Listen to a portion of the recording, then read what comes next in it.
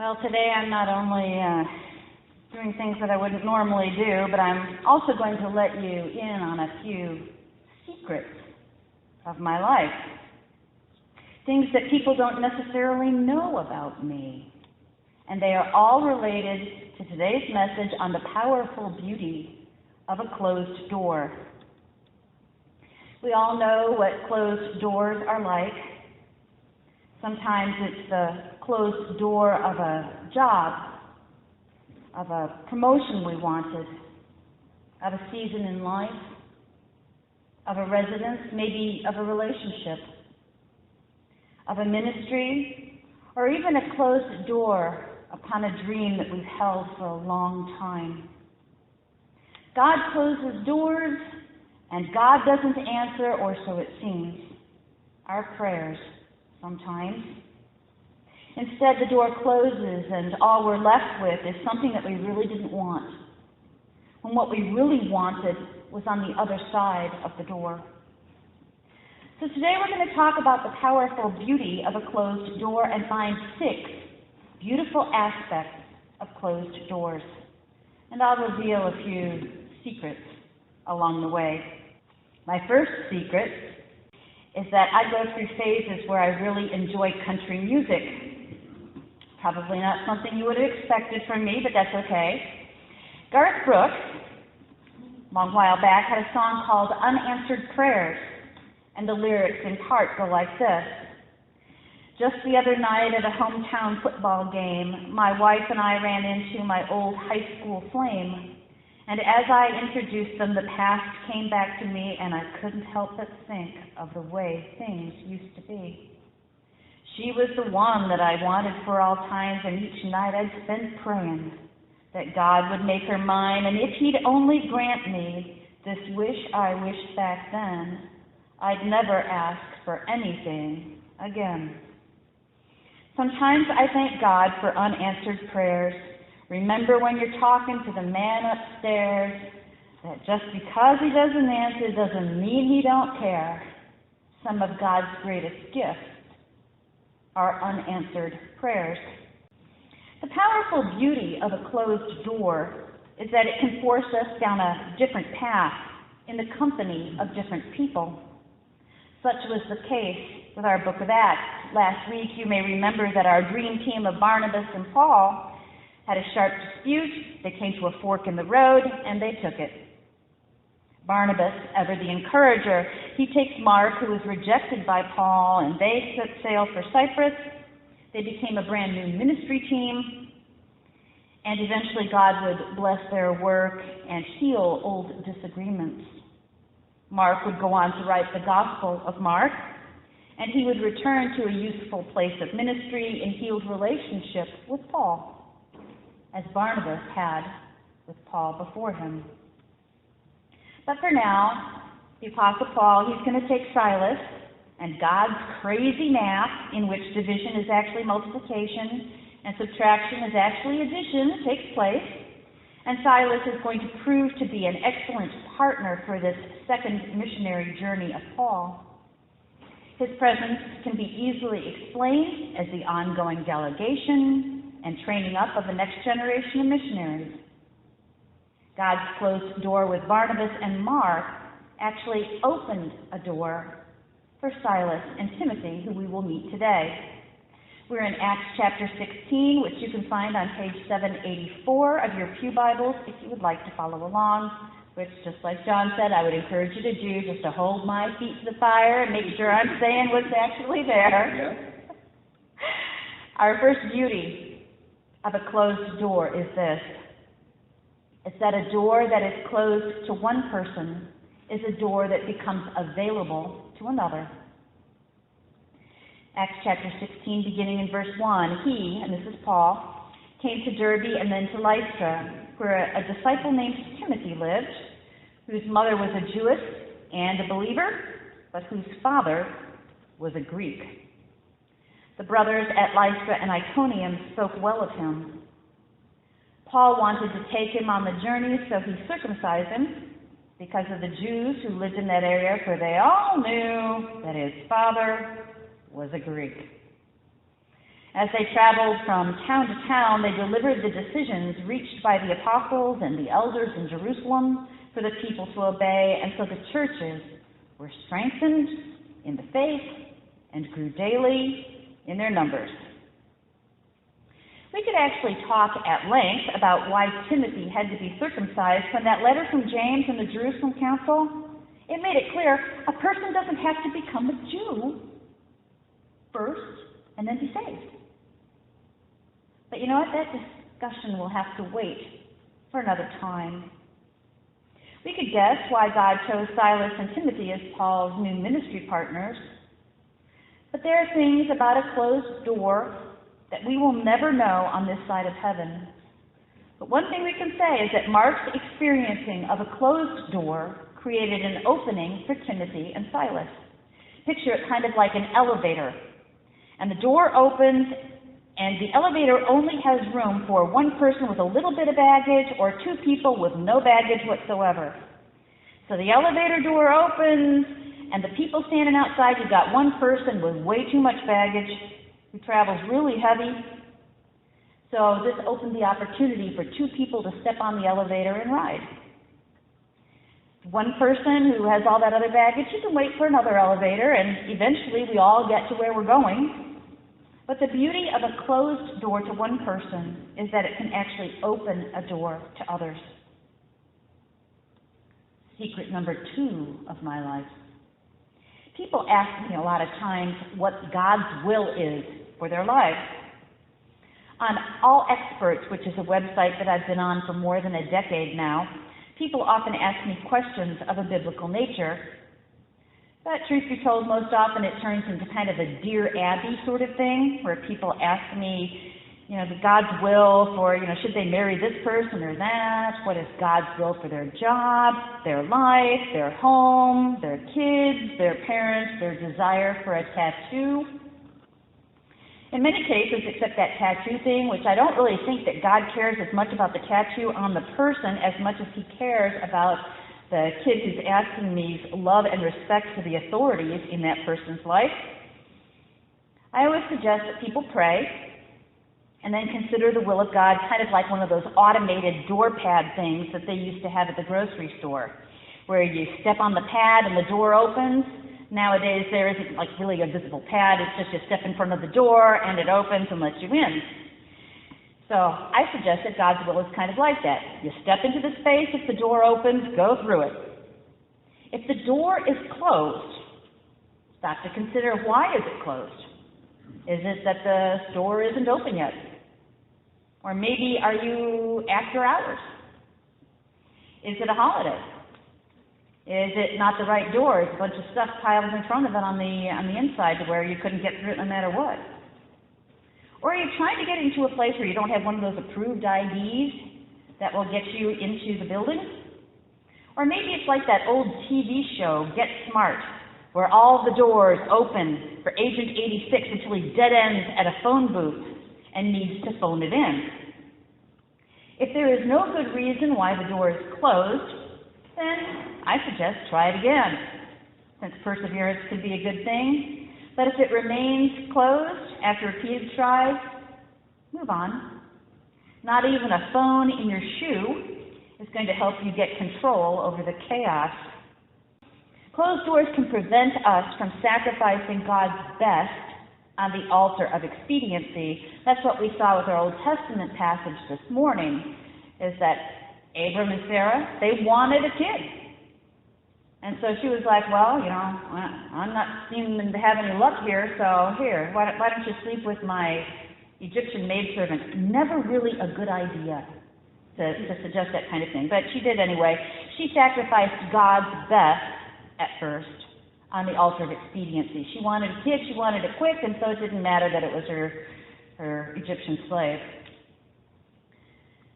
Closed doors prevent us from sacrificing God's best, and that's what we see happening with Paul and Silas and Timothy. You see, all is going along swimmingly, when suddenly, boom, there's a closed door.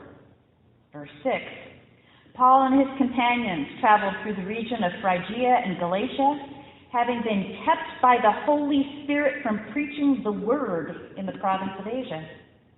When they came to the border of Mysia, they tried to enter Bithynia, but the Spirit of Jesus would not allow them to.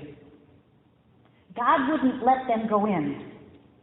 They tried a couple of different door opening techniques. They tried a couple of different entry points along the way to where Paul thought he was supposed to go, but no dice. How is it possible that God would prevent them from preaching somewhere? Didn't like Jesus say, go into all the world and make disciples? Didn't he say that? Of course he did. Paul was only doing what Jesus had commanded him to do. So he was probably pretty confused. He may have felt like a rat in one of those mazes that has nothing but dead ends. All dead ends and no cheese. I know how that feels. Because the third secret of my life is I've actually faced a lot of closed doors in my time for a lot of different reasons, professionally, personally, and yes, it can be every bit as painful as it is confusing. But you see, here's another beauty of a closed door. Closed doors have a way of driving us to our knees in prayer. Because the fourth secret of my life, I don't pray enough. I kind of have this ongoing conversation with God almost all day long, but to actually get on my knees and weep before the Lord, not so much. But I will tell you, closed doors drive me there. That's the place where I laid down my anger at the pastor who had his wife call me and leave a message with my teenage son that his mother wasn't wanted. Even though I had been on the schedule through Trinity Speakers Bureau for a week, on the Friday before the Sunday, he decided to have a man, one of their elders, preach instead. I had been preparing a message for a week, and instead of this man calling me, he was too chicken to tell me himself. So instead, he had his wife do his dirty work, and then she took the road of least resistance by forcing my 15-year-old son to tell his mother this painful rejection 48 hours before I was supposed to preach. I was pretty angry. How is that possibly loving? I could have dealt with him and the decision and all of that kind of stuff had they not brought my son into it. That, to me, was cruel. Closed doors drive us to our knees in prayer, and it is there in prayer that we lay down our pain, our rejection, our anger, and we learn what it means to forgive. Closed doors that happen on account of human sin, where someone had prayed that God will open up the door for me to serve. And then when God clearly did, he didn't have the guts to honor what God had clearly shown. And so by his actions, he basically said to God, well, I didn't mean that way. This man's disobedience equals further rejection of me, and the hits just kept on coming. Closed doors drive us to our knees in prayer. It's there in prayer that we lay down our anger, our pain, our rejection, and we learn once again that hard lesson of why it's important to forgive. Closed doors after 3 years of dedicated volunteerism tell me I'm no longer welcome to volunteer, assuring me I've done nothing wrong with a trumped-up reason of, we just have a case of too many volunteers. And well, I'm not ordained, something that this particular man knew from before the time I ever even started. All the while knowing that ordination was a very sore topic for me, because I'm living proof that one denomination at least will train women, but it will not ordain them. If the problem had been that I was too Christian or too evangelistic, just say so. I'm a big girl, I can handle it. But to stick a knife in the ordination wound and twist it was pretty cruel, especially from a man who professed to be a Christian leader. Closed doors drive us to our knees in prayer, and it's there in prayer that we lay down our pain, our rejection, and yes, our anger, and better yet, we learn to forgive even if the wound still bleeds. Prayer is also the place where we can cry out to God, I don't understand. when we're trying to do His will, and all we get is pain after pain, rejection after rejection, closed door after closed door. Great. I'm developing character. That is a sorry consolation prize for the person who is totally confused and seeking to understand the ways of God. And all that seems to be out there is God's great, big, silent voice saying nothing about why all of this is happening. And I'm crying out in confusion, and God isn't saying a word. My life has been a series of closed doors as I run down the hall, kind of like in that Scooby-Doo cartoon. I'm running down the hall and I'm trying door after door while some cartoon villain is chasing me, and all I can say is, "Ruh-roh," and hope that a door opens up at some point before the cartoon ends and the smart girl, Velma Dinkley, finds her glasses and solves the mystery. But somewhere down the hall and somewhere down the road there is an open door and an answer to the mystery. And for this reason, the verses we are about to look at in the book of Acts are among my favorite verses in the Bible. This is another secret told. I love these verses. Because closed doors can be a way of moving us down the path to the place of answers, to doing God's greater work with greater character on account of the closed doors of life. Closed doors are what brought me to you. For a while. Until I need to get off the elevator so that your next pastor that God will bring can find an open door and enough room to ride that elevator and then to eventually go out and run his race. But I love this story as it begins in verse 8. So they passed by Mysia and went down to Troas. During the night, Paul had a vision of a man of Macedonia standing and begging him, "Come over to Macedonia and help us." After Paul had seen the vision, we got ready at once to leave for Macedonia, concluding that God had called us to preach the gospel to them. Want to know another secret? Closed doors can cultivate a zeal for the open door. It did with Paul. I love this.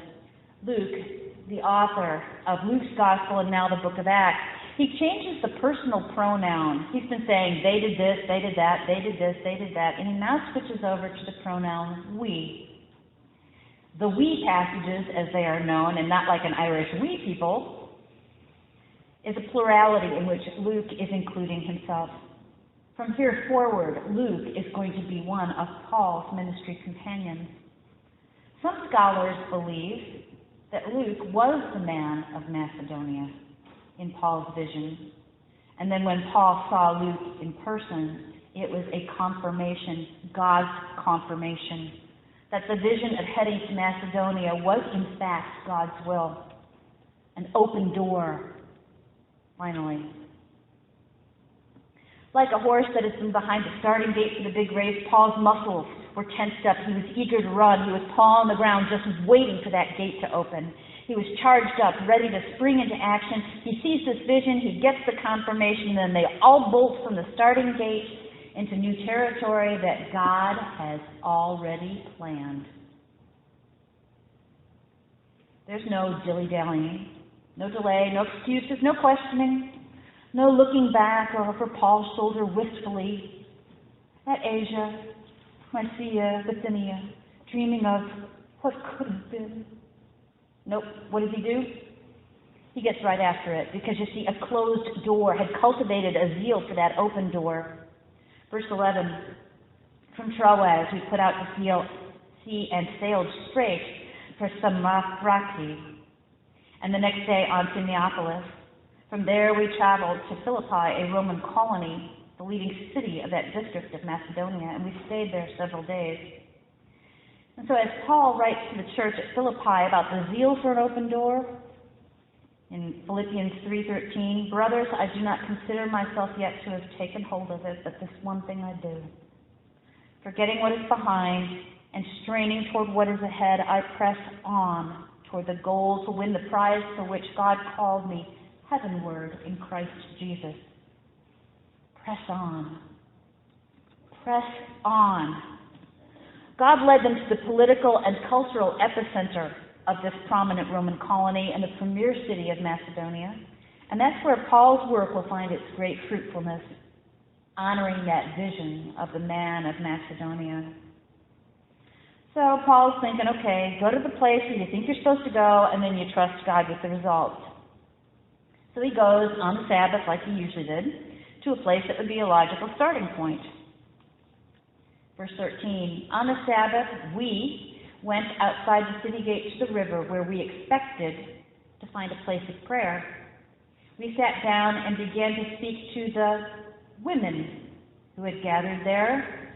One of those listening was a woman named Lydia, a dealer in purple cloth from the city of Thyatira, who was a worshiper of God.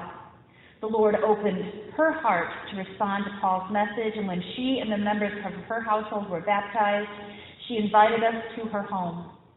If you consider me a believer in the Lord, she said, come and stay at my house. And she persuaded us. Here's another beauty of a closed door. A closed door opens our minds to God's possibilities and causes us to release our preconceived ideas, our expectations, and our prejudices in order to see what God is doing. You see, these guys, they show up on the Sabbath to find a place of prayer, and who do they see? A bunch of women. Not exactly their planned ministry targets. Women were culturally inferior to men back then, and even speaking to a woman could get a Jew in real trouble, whether he was married or not. Had they, these disciples, not experienced a closed door, every one of us that the Macedonian man spoke of and help us might have had to have been a mailman, not a mailman like a postal worker, but a guy. But instead, who do they see at this place of prayer? Women who had gathered there, and so they spoke to the women. One of those women was a prominent businesswoman, and in true God fashion, he's removing barriers of all kinds.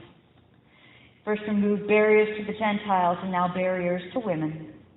Lydia was there. God opened her heart, and she led her household to faith and baptism, and then she issued an invitation for them all to stay at her home. Had Paul and his companions not experienced all those closed doors along the way, God's open door of Macedonia and an open heart of a woman of faith, an open home of hospitality might have been easily overlooked because of Paul's preconceived ideas. Maybe he thought men instead of women, or Jews first instead of Gentiles first, or going east to the larger territory of Asia instead of west to the more fruitful territories of Greece and ultimately Rome. Our New Testament is filled with a gospel from a closed door Mark, a gospel from Gentile Luke, and a whole book recording the early church, the Acts of the Apostles that we're looking at, and all these missionary journeys written by the same man, Luke. And then there are the letters. 13 letters that were from Paul's missionary efforts that we see recorded for us in the book of Acts. And none of those letters are named Asia, Mysia, or Bithynia. But there are ones to the Philippians and the Thessalonians and the Galatians and the Corinthians. We have the fruit of the majority of the New Testament to showcase the beauty of the closed doors. You see, closed doors are not the problem that they often seem to be. They're actually beautiful for those of us who know them well, who have learned that the powerful beauty of a closed door is that a door that's closed to one person is a door that's available to someone else. That a closed door will prevent us from sacrificing God's best on the altar of expediency. A closed door will have a way of driving us to our knees in prayer, a place of greater dependence on God. Closed doors can be a way of moving us down the road to a place of answers, to God's greater work with greater character that we've developed on account of those closed doors of life. We've learned that closed doors can cultivate a zeal for the open door, and a closed door can open our minds to God's possibilities, causing us to release our preconceived ideas, our expectations, our prejudices, in order to see what it is that God is doing. So we can thank God for unanswered prayers, for the beauty of a closed door. But there's one last thing I'd like to tell you about a closed door, another little secret, and that's to accept it for its beauty and its power. A little secret is that I have, in my past history, seen a door closing, and I've tried to jam my foot in it to keep it from closing the rest of the way. I've tried to interfere with a door that God is closing. And let me tell you that, first off, that isn't God's way. And then I have reaped the consequences of trying to keep God from closing a door. I'm not a match for Him. So, recognizing that a closed door is something that we can accept as being for now, and that there's powerful beauty in it. Because remember, when you're talking to the man upstairs, that just because he doesn't answer doesn't mean he don't care. Some of God's greatest gifts are unanswered prayers. And I might add, closed doors. Let's pray.